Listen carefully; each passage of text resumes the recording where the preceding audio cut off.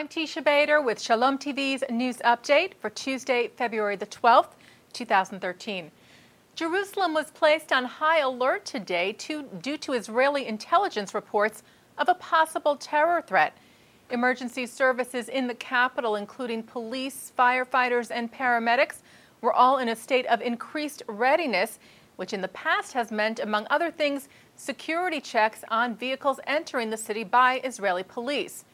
Israel police gave no further information as to details of the terror threat or of what intelligence information led to the alert being raised.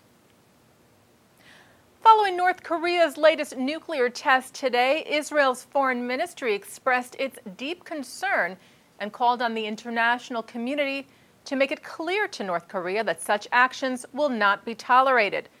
The ministry released a statement saying these actions by the DPRK, Democratic People's Republic of Korea, in violation of its international obligations, must be met with a swift response by the international community.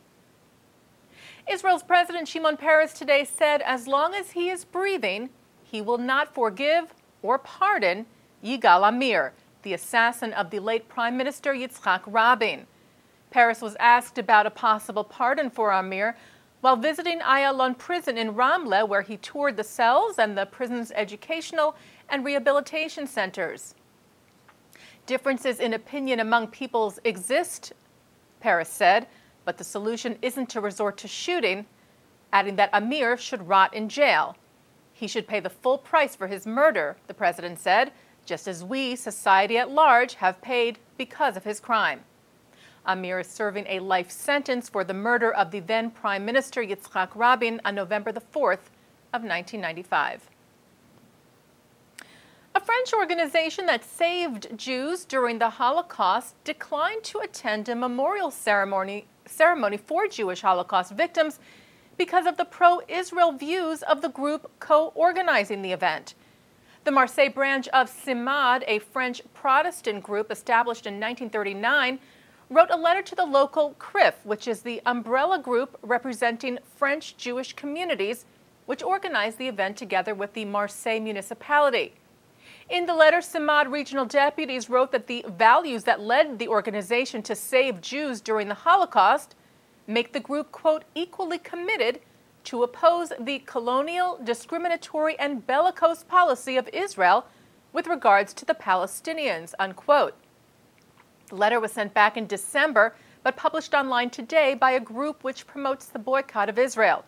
It had been in response to an invitation from CRIF to Simad to attend the 70th commemoration on January the 20th of this year of the deportation and subsequent murder of thousands of Jews from the region.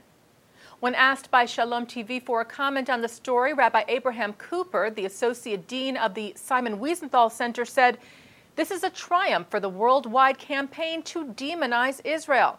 The situation in Europe," he said, "has deteriorated so profoundly that for too many Europeans, Israel has become synonymous with evil.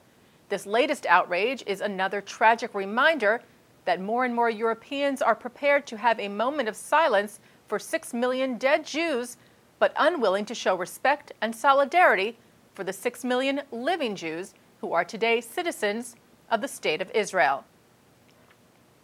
A Turkish daily paper said that Israel has agreed to allow Turkish trucks carrying construction materials into the Gaza Strip for the construction of a new hospital. The Turkish-Palestine Friendship Hospital would be the largest hospital in Gaza and Ramallah, and will be complete by year's end. The Turkish Hurriyet daily newspaper reported Monday that Israel's permission to bring in the construction materials came, quote, as part of Israel's decision to soften its embargo over Gaza, unquote. The Jewish Federations of North America, together with the Religious Action Center of Reform Judaism, are hosting the 3rd annual Jewish Disability Advocacy Day in Washington, D.C. today, bringing together leaders of Jewish communities from across the country, top policy analysts, and members of Congress, who will hold panel discussions, educational workshops, and congressional meetings to advocate for policy improvements for people with disabilities. Co-chair of JFNA's Human Services and Public Policy Disability Committee, Janet Livingston, said the event was a unique opportunity to promote and discuss disability policy initiatives and to ensure that the voices of individuals with disabilities were heard.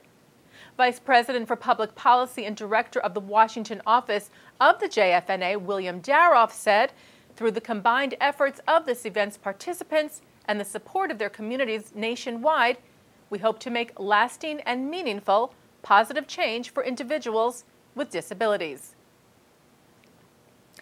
And finally today, Apple is gearing up to open its third research and development center in Israel. Israel's financial newspaper Globes reported that the new center will be staffed by between 100 and 150 employees who were recently laid off by Texas Instruments. The new Apple Development Center is to be located in the city of Ra'anana. It will be the company's third in Israel. It already has 2 R&D centers, one in Haifa and one in Herzliya. And that's Shalom TV's news update for Tuesday, February the 12th, 2013. I'm Teisha Bader.